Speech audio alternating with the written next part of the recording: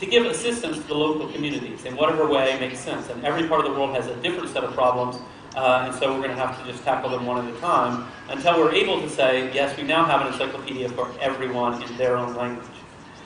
So now I'm going to move on to talk a little bit more broadly than Wikipedia. I'm going to talk about work that's going on in the wiki world beyond just Wikipedia. And so the idea is that the encyclopedia was the start. If you think about if you walk into a library and you ask to see the encyclopedia, they'll show you a set of books about this big, alphabetical order. But if you go and look around the library is much, much bigger. The number of things that can be written about by communities is much larger than just the encyclopedia. And this is the concept behind Wikia. So Wikia is a completely separate organization. It's my for-profit company.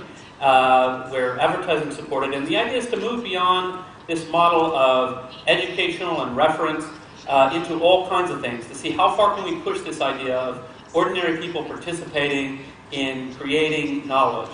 And it's really incredible. We have very, very deep websites on all kinds of TV shows, video games, things like this. We have a recipe wiki, over 40,000 recipes. And I'll give other examples, but some of the examples that I think are very interesting are basically political examples. This is a site called Gutenplag Wiki. This is a German language website. You may have heard about this scandal. The defense minister in Germany recently had to resign when it was revealed that his PhD dissertation contained a lot of plagiarized pages. And what happened was this small group of people got together, graduate students, and they were looking at his dissertation and they found some instances of plagiarism. They said, well, we should really check this. And so they opened up a wiki and invited people to come and look at it. And it became a massive success. They went from 0 page views to over 1 million page views per day in about 3 days. And they have over 2,000 pages on the wiki where they were analyzing every page of the dissertation to see, did he copy it from somewhere? And the idea was, this is the kind of work that lots of people can work together on very efficiently. What they found, according to them, is that when we look at the number of pages where plagiarism was found, on 68% of all the pages in the dissertation, he plagiarized at least one thing. Well, I'm not sure that's completely accurate. I can't read German, so I'm not sure myself. But it was remarkable, and it led to, within just a few days, the university withdrew his degree, and a few days later he resigned from his position. For me, this is really exciting. It's a really interesting thing that the public is able to come together to hold their politicians account. This is using the same wiki software that we use at Wikipedia, but for a very different purpose. At Wikipedia, if you tried to do this, of course, the Wikipedians would say, no, this isn't the place to analyze for plagiarism. We're making an encyclopedia. This is something different.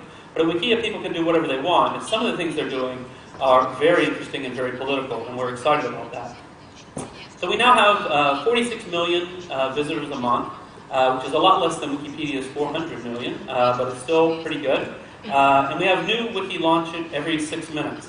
And it's become a really interesting destination.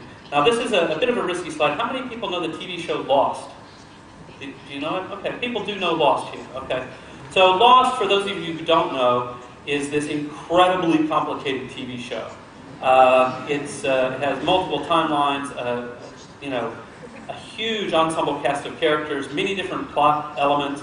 I know the creator of Lost, J.J. Abrams, they deliberately inserted a lot of literary references and a lot of references to pop culture, and it's a very, very rich show with many puzzles and mysteries.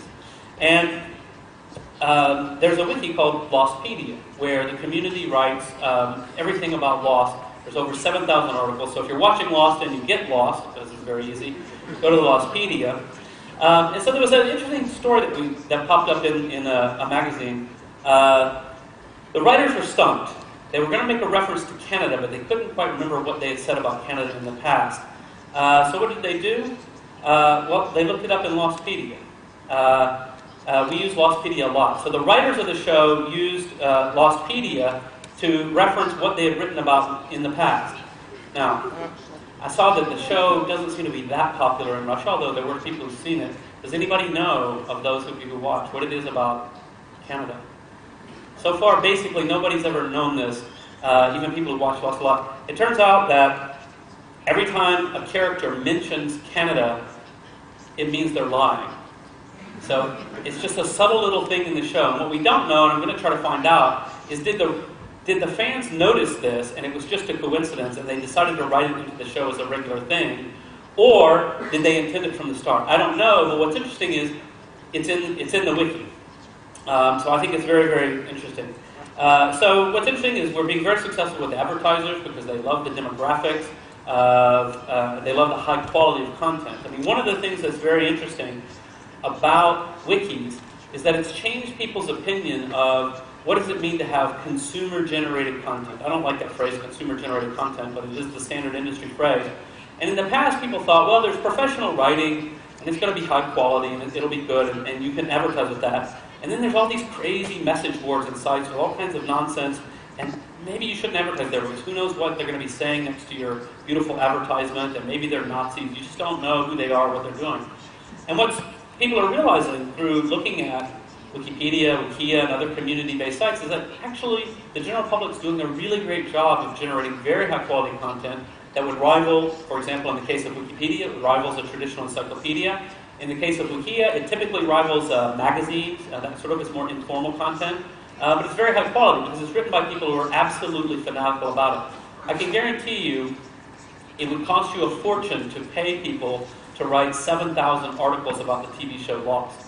And they wouldn't be that good because you'd be paying people who just took a low-paying job just because they like to write a little bit. Whereas in the Lostpedia, the people who are doing it are the people who absolutely love the show. They're obsessed with it. They talk to each other about it. And what's interesting about a wiki compared to a message board is instead of just talking to each other, they very self-consciously say, here's something I love. I love this TV show. I think it's really interesting. I met all these fun people who also love the show. What we're going to do together is write something for the rest of the fans. We know not everybody's into it like we are, but we want to explain it to people, and so that's what they do.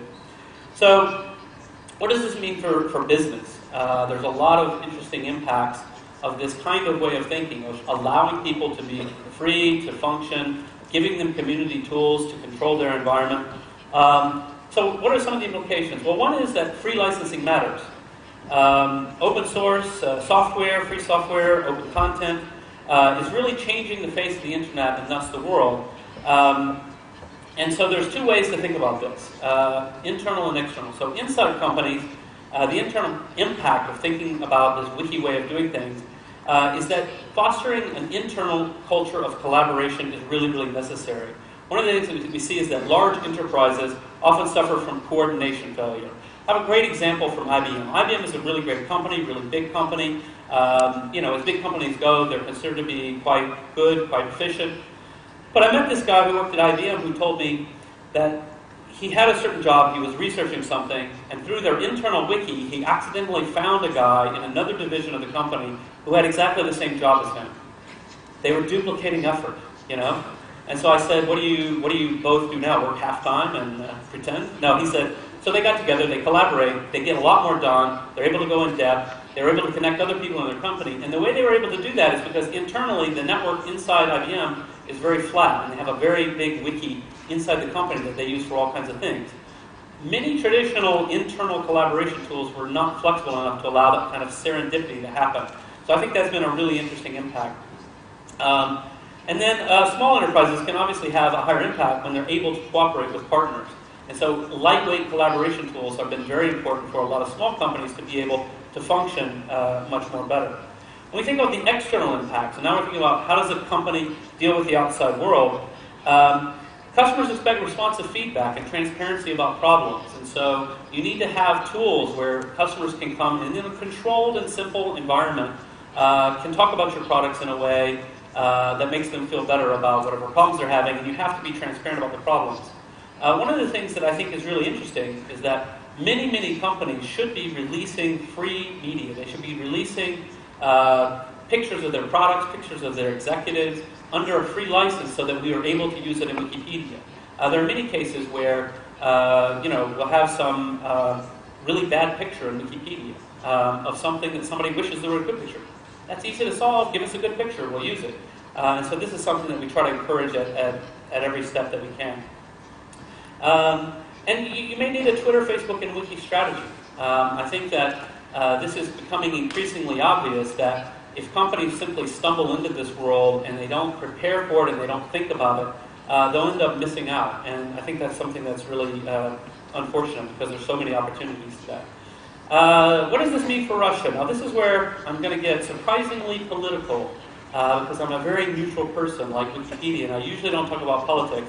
And so, first of all, I want to say that Russian Wikipedia is one of the largest. Russian Wikipedia is growing fast.